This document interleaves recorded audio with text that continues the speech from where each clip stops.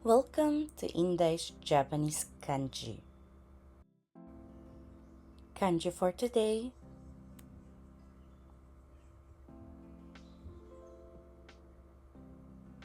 Level N3. エミネ、kaya na po. よろしくお願いいたします。はい、よろしくお願いします。はい。Challenge po kayo or ilalagay ko na po kung paano po siya basahin. 禁止、禁止のどっちかなし、金。そうです。はい。こちらは金と読みます。はい。13 strokes po siya at ginagamit po siya as 禁止。ano po ang kinshi? Parang bawal? Ipinagbabawal po. Ano po? Hi. Suru form din po siya. Halimbawa po, ketai denwa o motte kuru, ketai denwa mochikomi kinshi shimasu. Hi. Or kinshi suru. Pag sinabi pong kinshi suru ay ipagbabawal. Ano po? Ipagbabawal ang pagdala ng cellphone. Ketai denwa no mochikomi o kinshi suru. Hay, ipagbabawal ang pagdala ng telepono. Ganun na po siya. Ano po? Hay. Diba, so isa lang po yung vocabulary na po dito. So, go na po tayo sa next kanji po natin. Hay. Ano po ito?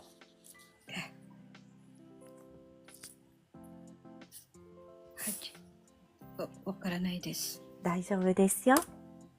kan 缶ですね。はい、缶。So, 14 strokes po siya. 14画ですね。はい。Ginagamit po siya as? 関心。はい。Ano po ang kanshin? 関心。関心。kalimutan ko na. Meron na rin pong sagot sa baba. Interest. Hay. Pag sinabi pong kanshin, interesado, nakakabilib, concern. Hay. Depende po sa sentence. Bago-bago po ang meaning po ng kanshin po. Ano po? Hay. Tatoeba, Emine ga sugoku benkyou suru kara kanshin suru wa. Pag sinabi ko pong ganyan, nagpupursige grabe ang pag-aaral ni Ate Emmy, kaya nakakabilib. Ano po, pwede pong ganun. At pwede naman pong tatoeba ne, cross stitch ni kanshin o motsu. Pag sinabi naman pong ganun, nagkaroon ako ng interest sa cross stitch. Cross stitch po kasi ang tawag po nandito sa Japan, cross stitch po. Ano po? Hi. So, yung concern naman po,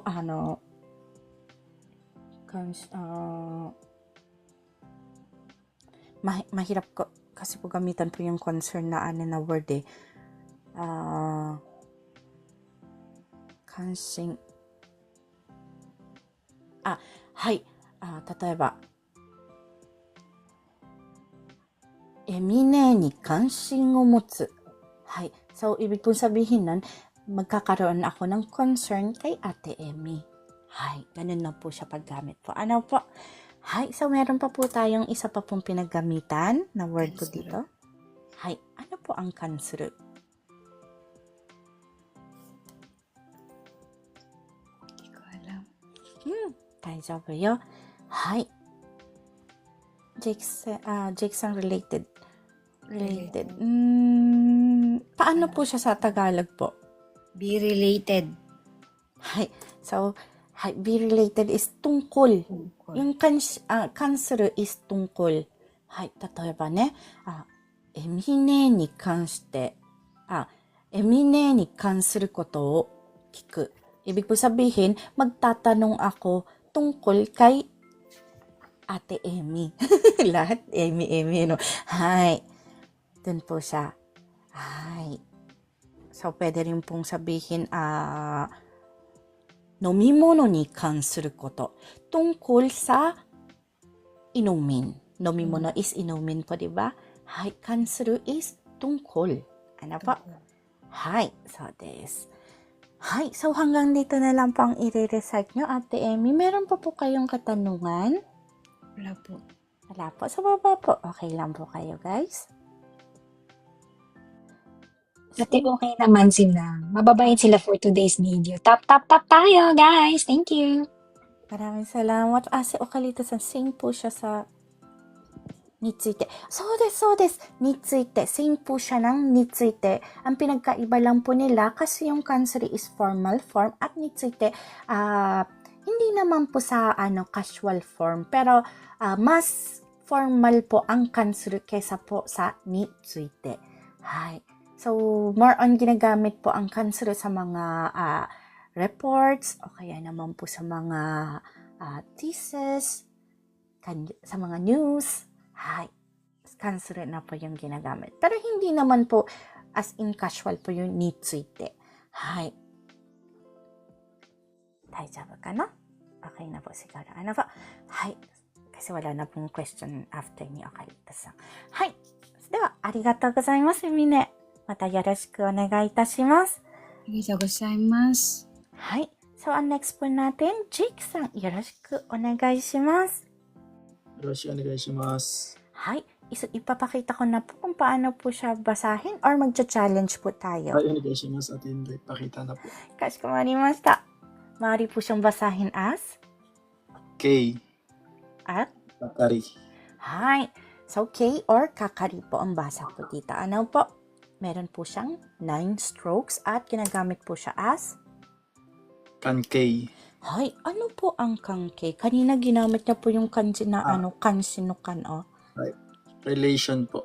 So, this relation. So, sa Tagalog, Relasyon. hi, kanke, hi, relation, o kaya relation. So, ito po yung next po natin na kanji dahil kailangan ko na naman pong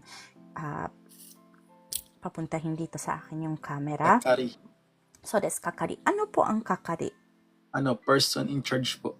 So, this person in charge. At actually po, meron din po siyang meaning na toka, tagapamahala at sector.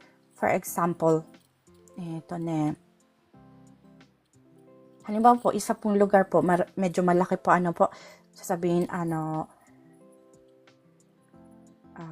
kyushoku kakari no tokoro ni itte. Pag sinabi pong ganon, ibig po sabihin, pumunta ka doon sa section ng nagsiserve ng pagkain. Kyushoku. Kyushoku means to serve meal. Ano po? So, pag linagyan po ng kakari is, na po siya, kumbaga, isa na po siyang section. Ano po? Hai, kyushoku kakari no tokoro e itte. Tokoro na po kasi, basyo na po siya, lugar na po siya. So, sector na po ang meaning noon kakari doon. Ano po? Ngayon po, pag sinabi po, kyushoku kakari no hito ni itte. Itte, to say naman po, sabihin naman po, So, pag yung tinutukoy niya is tao na mismo, hindi na po siya section, kundi, kumbaga sila yung toka. So, yung sabihin mo sa nakatoka sa nagsaserve ng meal. Yun na po ang meaning nun. So, depende po kung ano po yung sentence na inyong paggagamitan. Pwede po siyang maging sector or section in English, o kaya naman tagapamahala, o kaya toka. Hi. Kung halimbawa, lalo na po pag sabihin nyo po, kakari no hito ni yutte. Pag sinabi pong kakari no hito ni yutte, sabihin mo sa nakatoka. Yun na po ang meaning niya. Hi. So, okay na? Okay na po. Nag-okay na si Tok Tok. So, ibabalik ko na po yung... May tinumpi sa baba ate. Ano po? Mag-same lang raw po ba siya ng yung kanri saka tanto? Kanri to tanto Kakari wa. ito. Kakari.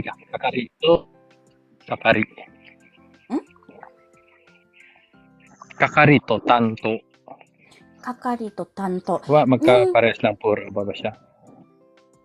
Yung baga po kasi, yung kakari po is in general po. Pag tanto po, siya na po yung as in, mas po siya, mas in charge na po ang tanto kesa po sa kakari.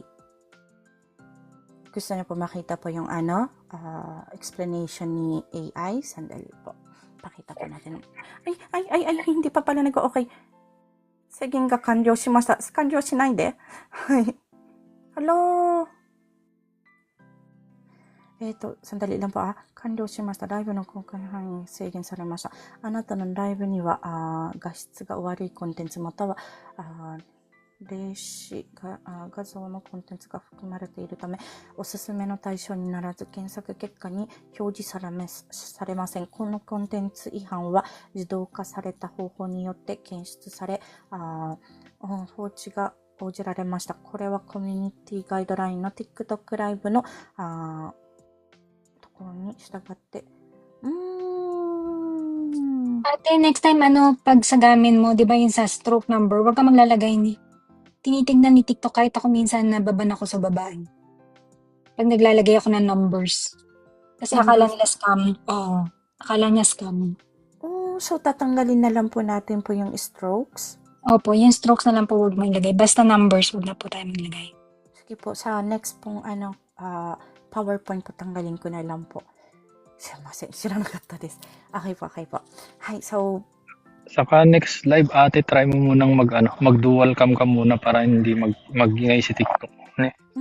はい、そちらについてはさ、ならんぽ、LINE ならんぽタイヤマグサポ、Okay. よろしくお願いします。はい、では、画面切り替えますね。Naging green na po yung screen ko, kaya okay na. Hi, so, sino na po ba yun? Si Jake Sang. Hi, Jake Sang, onegai shimasu. Ano po ang basa dito? Dan. O kaya naman po? Kotowaru. Hi, dan or kotowaru. 11 stroke po siya. Strokes. Hi, so maaari po siyang gamitin as? Mudan. Hi, mudang. Yung mu, ano nga po ang explanation ko po sa mu? Ayan po yung sa, mukyo. Sa muri. Nai. Nai desu. Nai. Ano po ang nai? Wala po. Wala po. Hi, ito po dan is to? Permission po. Ano po ang kotowaru? Kotowaru.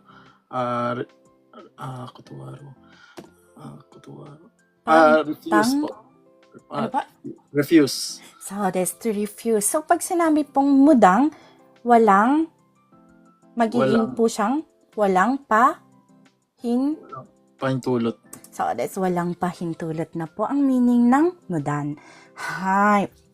So, maaari rin pong gamitin ang dan sa Kotowaru. Hi, ano po ang kotowaru?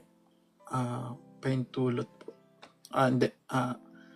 Refuse. So, to refuse or sa noun, siya po ay? Pagtanggi. Hi, kung verb nyo po siyang gagamitin, magiging? Tatanggi. Hi, tatanggi. Hi. 例えば、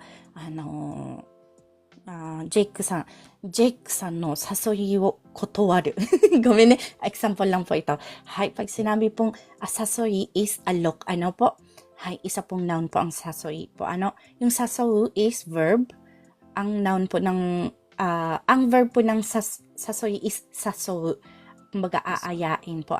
So, dito po sa sentence na ito, ginamit ko po is noun, sasoy. So, Jake san no sasoy wo kotowaru. Pag sinabi pong ganun, ang sentence niya na po in Tagalog is, tatanggihan ko ang ang alok ni Jake san. Hay, ganun na po siya. Hay, joke lang yun. Isang lang po, hindi joke. Isang example lang po yun. Hay. では次いきます。Meron din po tayo nung pinagagamitan na dansay. Ano po ang dansay? Water interruption. So, this water interruption or sa Tagalog ay? Paghinto ng tubig. So, this paghinto ng tubig. Hay, ang dan is pag-cut. Cut. Hay. Pwede po siyang gamitin as cut. Hay, kaya pag-cut ng tubig, pagmudan naman po magiging walang pahintulot, no permission. Kotowaru naman po is pagtanggi. Or to refuse. Hi. Ito po ay cut out from our free entry lesson class. Sa taong 2025, may free entry lesson class po tayo sa TikTok. tuwing MWF at 8 p.m. Japan time. Kung nais niyo pong sumali, maaari niyo po akong hanapin sa pangalang Inday in Japan o @MarkIndayInJP. Please follow me and stalk me sa araw at oras na aking nabanggit. Thank you for watching and please continue supporting me, follow me, and share my videos for more contents. Maraming salamat po. Hanggang sa muli.